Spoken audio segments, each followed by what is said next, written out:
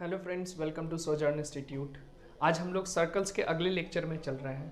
अभी तक हम लोग सर्कल्स के बेसिक्स को कर चुके हैं, उस पर कुछ क्वेश्चंस कर चुके हैं। आज हम लोग ये देखेंगे कि सर्कल्स कैसे एक स्ट्रेट लाइन के साथ इंटरैक्ट करता है तो क्या होता है।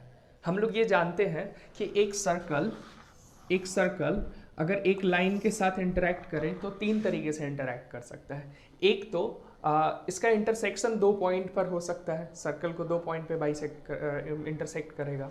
फिर एक हो सकता है सर्कल को एक पॉइंट पे टच करता हुआ लाइन, इसको हम लोग सेकंड कहते हैं, इसको हम लोग टेंजेंट कहते हैं। फिर तीसरा हो सकता है जब सर्कल के बाहर से लाइन पास कर जाए, है ना। तो आज हम लोग यही देखने वाले हैं कि एक सर्कल एक लाइन के रिस्पेक्ट में कैसे बिहेव करता है, उसके इक्वेशंस को कैसे हम लोग इक्वेशंस में, इन चीज़ों को कैसे हम लोग इक्वेशंस में ट्रांसलेट करके देखेंगे।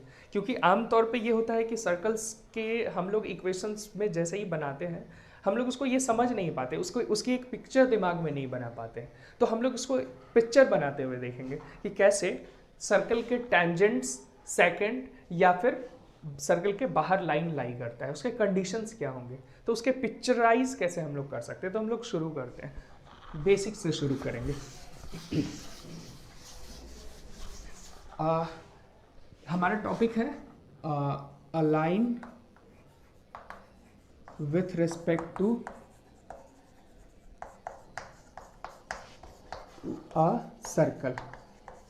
ठीक है, अभी मान लेते हैं सिंप्लिसिटी के लिए कि वो कोई सर्कल है जिसका सेंटर ओरिजिन ही सेंटर है और कुछ ऐसा सर्कल बनेगा। तो इसका इक्वेशन हो जाएगा कुछ इस फॉर्म में, x square plus y square is equal to r square, where r is radius of that circle. ये हम लोग देख चुके हैं। अब एक लाइन है, कोई भी लाइन जो सेकंड है, let us a second y is equal to m x plus c. M x plus c एक लाइन है जो सर्कल पर सेकंड है, या मान लेते हैं कोई भी लाइन है, यहाँ भी हो सकता है, टेंजेंट भी हो सकता है, बाहर भी हो सकता है, किसी भी तरह से हो सकता है। एक लाइन सर्कल के साथ अगर इंटरसेक्ट कर रहा है तो हम लोग, अगर मैं पूछूं इंटरसेक्ट, दो कर्व एक दूसरे को इंटरसेक्ट करते हैं तो इंटरसेक्टिंग पॉइंट निकालने के लिए हम लोग क्या करते हैं। अगर हम लोग को ये इंटरसेक्टिंग पॉइंट फाइंड करना हो तो हम लोग क्या करते हैं, दोनों इक्वेशन को सॉल्व कर देते हैं। दोनों इक्वेशन का, यानी इस इक्वेशन और इस इक्वेशन का, ये दोनों कॉमन पॉइंट है, यानी दोनों इक्वेशन को सेटिस्फाई करता है ये दोनों पॉइंट। और दोनों इक्वेशन को जो पॉइंट सेटिस्फाई करेगा दोनों को सॉल्व करके मिलेगा। ठीक है, तो एक काम करते हैं, इस इक्वेशन को इक्वेशन 1 में इक्वेशन 2 को पुट कर देते हैं। ठीक, इक्वेशन 1 में इक्वेशन 2 को पुट करके देखते हैं क्या होता है। तो एक्स स्क्वायर वाई की जगह m x plus c put करो, क्या हो जाएगा, plus m x plus c का whole square is equal to r square, ये बनेगा। अब इसको एक्सपेंड करो तो यहाँ से हम लोग देख सकते हैं कि ये क्वाड्रेटिक इक्वेशन आ रहा है एक्स में, यानी कि x square plus m square x square plus c square plus 2mcx minus r square is equal to 0। मैंने आर स्क्वायर को इधर लिया है। ठीक, अगला लाइन अगर हम लोग देखें तो x square 1 plus m square, x square common निकाल लिया हमने क्वाड्रेटिक का फॉर्म बनाने के लिए। एक्स वाला टर्म को इधर कर लेते हैं, 2mcx plus c square minus r square, ये कांस्टेंट टर्म है ना। अब ये देखो क्वाड्रेटिक इक्वेशन बन गया एक्स का, a x square plus b x plus c is equal to 0, यानी कि ये क्वाड्रेटिक इक्वेशन है। अगर ये सॉल्व होगा, अगर रियल वैल्यू देगा, यानी कि दो वैल्यू देगा, मैक्सिमम वैल्यू दो दे सकता है, एक भी दे सकता है, और नो रियल सॉल्यूशन भी हो सकता है। क्योंकि क्वाड्रेटिक इक्वेशन में हम लोग जानते हैं 3 केसेस बनता है। वो किस चीज़ पर डिपेंड करता है, डिस्क्रिमिनेंट पे डिपेंड करता है ना। तो हम लोग यहाँ से देख सकते हैं कि x का दो वैल्यू आएगा, मतलब यहाँ से 3 केसेस बनेंगे। x के सॉल्यूशन के लिए 3 केसेस बनेंगे। 3 केसेस क्या क्या बनेंगे, एक ऐसा सॉल्यूशन x के दो वैल्यूज आएंगे अल्फा एंड बीटा, है ना, minus b plus minus root under discriminant by 2a, formula लगाएंगे। तो यहाँ से हम लोग देख सकते हैं कि दो वैल्यू मिलेगा, तब वो सेकंड है। अगर ये इक्वेशन दो वैल्यू दे रहा है तो ये सेकंड है। अगर मान लेते हैं x का सिंगल वैल्यू मिल रहा है, सिंगल वैल्यू यानी दोनों वैल्यू सेम हो जा रहा है, सेम हो जाएगा तो वो टेंजेंट बनेगा, क्योंकि वो एक पॉइंट पे टच कर रहा होगा। और अगर रियल सॉल्यूशन नहीं मिलता है तो वो बाहर से पास कर रहा होगा। ये तो बहुत ईजी है।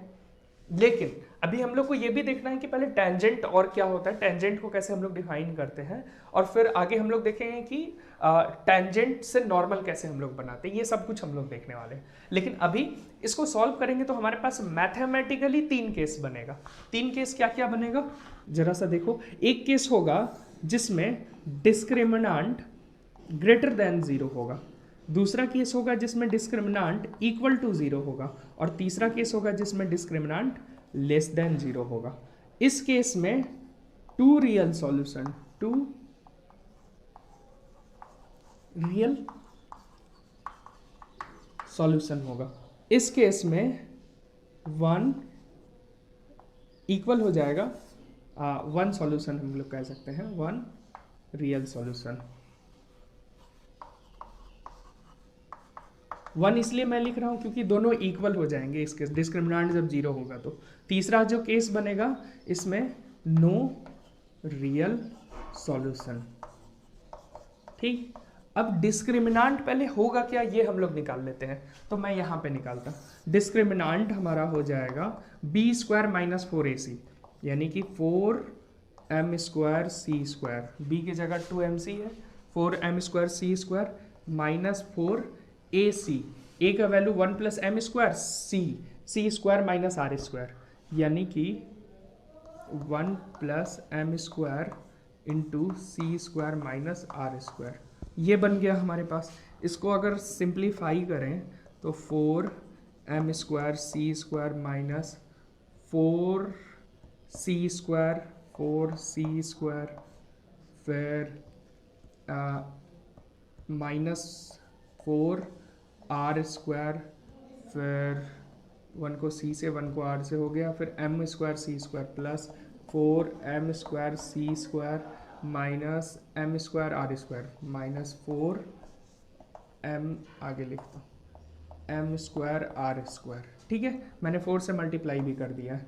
ठीक, इसमें आगे हम लोग देखें तो ये क्या हो जाएगा, 4m square c square minus 4c square minus minus minus plus 4r square minus 4m square c square plus 4m square r square. मैंने माइनस को सबसे मल्टीप्लाई कर दिया। अब ये देखो 4m square c square, 4m square c square cut हो गया। बचा क्या हमारे पास, हमारे पास बच रहा है 4r square minus 4c square plus, ये लिख देते हैं 4 कॉमन निकाल लेते हैं, r square minus c square, r square minus c square plus 4m square r square. ये हमारे पास हो गया। ये हुआ हमारे पास डिस्क्रिमिनांट। अब इसका फायदा क्या है, जब 2 वैल्यू होगा तो हम लोग क्या कहेंगे कि ये सेकंड है, the line is second, the line second बन गया। ठीक है, सेकंड का मतलब होता है जो ऐसा लाइन जो सर्कल को 2 पॉइंट पे डिवाइड करता हूँ, 2 पॉइंट पे इंटरसेक्ट करता हूँ। ठीक है, वैसे सेकंड का हिस्टोरिकल मीनिंग भी हम लोग देख सकते हैं। हिस्टोरिकली सेकंड लैटिन वर्ड से आया है, लैटिन में जिसका मतलब होता है डिवाइड करना। ठीक है, वहाँ से आया है, वहाँ से भी हम लोग देख सकते हैं। और अब डिस्क्रिमिनांट ग्रेटर देन 0 होने का मतलब है this term is greater than 0, है ना। तो मैं अभी एक एक करके सबका कंडीशन लिखता हूँ। ठीक है, डिस्क्रिमिनांट ग्रेटर देन 0 होने का मतलब हो गया कि this condition is this number is greater than 0, यानी कि r square minus c square plus 4m square r square is greater than 0। 4 मैंने कॉमन जो निकला है 4 को नीचे ले गया, 4 0/4 0 हो गया। ठीक, तो सी स्क्वायर अगर उधर गया तो हमारे पास कंडीशन क्या आया, c square is less than r square plus 4m square r square. Sorry, 4 तो हमने निकाल लिया था ना, हाँ 4 हमने निकाल लिया था। ठीक है, तो m स्क्वायर आर स्क्वायर हो जाएगा सर। ठीक है, तो ये बन गया हमारे पास कंडीशन सी स्क्वायर। यहाँ से हम सी का भी रिलेशन निकाल सकते हैं, अंडर रूट पॉजिटिव कर देंगे तो पॉजिटिव वाला लेना पड़ेगा, लेस देन। ठीक है, ये हुआ केस हमारे पास 1। यानी कि इससे हम लोग क्या पता चल रहा है, हमें पता चला ये लाइन अगर इस रिलेशन को फॉलो करता है, c is equal to root under r square plus m square r square, तो हम लोग कहेंगे कि अच्छा तब ये जो लाइन है उससे अगर c का वैल्यू इससे छोटा है तो ये लाइन सेकंड होगा, वरना सेकंड नहीं होगा। यानी सर्कल को 2 पॉइंट पे इंटरसेक्ट करने वाला है। ठीक है, केस 2 पे चलते हैं, केस 2 पे यहीं पे चलते हैं। केस 2 क्या कहता है हमारे पास, जब d इज इक्वल टू 0 हो, तो d इज इक्वल टू 0 होने का क्या मतलब है, d इज इक्वल टू 0 होने का मतलब है this term is equal to 0, यानी कि r square minus c square plus m square r square is equal to 0। और इसका क्या मतलब है, सी स्क्वायर उधर जाएगा, यानी कि c square is equal to r square plus m square r square, ये बन जाएगा। तो हम लोग यहाँ से आसानी से देख सकते हैं कि ये देखो c इज इक्वल टू हमारे पास क्या आया, plus minus root under r square 1 plus m square, ये आ गया। इसको और अच्छे से लिखें तो हमारे पास हो जाएगा is equal to plus minus r तो रूट बन के बाहर निकल जाएगा, r root under 1 plus m square, यानी कि ये जो हमारे पास कंडीशन बना, ये जो कंडीशन है ये बता रहा है कि इस लाइन का इस सर्किल के साथ एक सॉल्यूशन होने वाला है। और एक सॉल्यूशन से क्या मतलब है कि किसी एक ही पॉइंट पे टच करेगा, वो 2 पॉइंट पे कट नहीं करेगा, एक पॉइंट पे टच करेगा, दोनों पॉइंट इक्वल हो जाएगा, एक पॉइंट पर आकर टर्मिनेट कर जाएगा। तो अब जो लाइन होगा वो ऐसा बनेगा, यानी कि इसको हम लोग कहते हैं टैंजेंट। जब इस कंडीशन को फॉलो कर रहा होगा तो टैंजेंट होगा। तो यहाँ से हम लोग एक और चीज़ देख सकते हैं, इक्वेशन ऑफ टैंजेंट क्या होगा। अगर इस लाइन को इक्वेशन ऑफ टैंजेंट होना है, अगर इस लाइन को इक्वेशन ऑफ टैंजेंट होना है तो C को इस रिलेशन को फॉलो करना पड़ेगा। ठीक, then equation of tangent B क्या हो जाएगा, इक्वेशन ऑफ टेंजेंट क्या हो जाएगा, y is equal to m x plus minus, c का वैल्यू प्लस या माइनस है, मैं इन दोनों का मतलब बता रहा हूँ, अभी लिखते हैं पहले। प्लस या माइनस का क्या मतलब है, r root under 1 plus m square. अगर ऐसा इक्वेशन है तभी ये इस सर्कल पर टेंजेंट होगा। याद रखना अभी हम लोग स्पेशल सर्किल लिया है जिसका सेंटर ओरिजिन पे है। ठीक है, तो हम लोग ये देखेंगे कि ये है टेंजेंट। ठीक है, अब एक बात, अच्छा ये टेंजेंट है, यहाँ प्लस और माइनस है, टेंजेंट तो हमने एक ही दिखाया है ना, और ये सेम स्लोप का, क्योंकि स्लोप तो फिक्स है, सेम स्लोप का 2 लाइन को शो कर रहा है, एक प्लस एक बार माइनस, यानी कि 2 वाई इंटरसेप्ट 2 आ रहा है। ऐसा क्यों हो रहा है, तो ऐसा इसलिए हो रहा है कि सेम स्लोप का एक और लाइन ऐसा बनेगा, सेम पैरेलल लाइन जो सर्कल को टच कर रहा होगा, है ना। यानी कि कोई लाइन है जिसका स्लोप m है, वैसा 2 लाइन होगा स्लोप m वाला जो सर्कल को टच करता होगा, सर्कल पे टैंजेंट होगा, है ना। यानी सेम स्लोप का, यहाँ से एक क्वेश्चन ये बन सकता है कि सेम स्लोप का कितने सर्कल बनाए जा सकते हैं, एक सर्कल पर कितने टैंजेंट्स बनाए जा सकते हैं, तो बिल्कुल 2 बनाया जा सकता है। इसका स्लोप और इसका स्लोप सेम है ना, तो सेम स्लोप होने के बावजूद 2 टैंजेंट पॉसिबल है एक सर्कल पर। यहाँ से हमें ये पता चला, और ये इक्वेशन ऑफ टैंजेंट है फॉर दिस सर्कल। ठीक, तीसरा केस पे आते हैं, थर्ड केस पे आते हैं। थर्ड केस है हमारे पास जब डिस्क्रिमिनांट लेस देन 0 हो। जब डिस्क्रिमिनांट लेस देन 0 हो, दैट मीन्स आ जाएगा c square is greater than r square 1 plus m square, ये आ जाएगा। सब लोग करके देख लेना।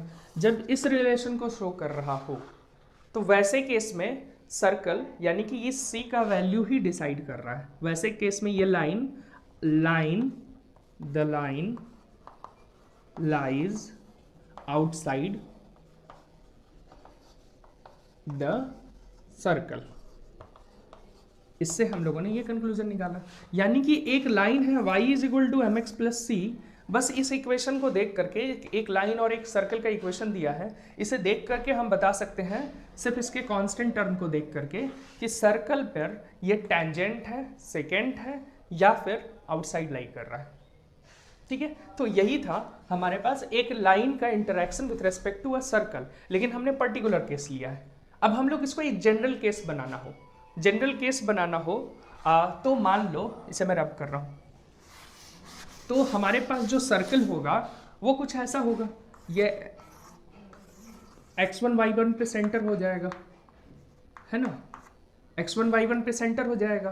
तो अगर सर्कल शिफ्ट कर गया है 0 0 से x1 y1 पे, तो इसका इक्वेशन क्या बन जाएगा?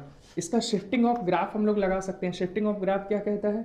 x की जगह x माइनस x1 का square plus y minus y1 का square is equal to r square, radius r है ना। तो सर्कल का इक्वेशन अब ये बन गया, यानी कि सर्कल शिफ्ट कर गया 0 0 से x1 y1 पे।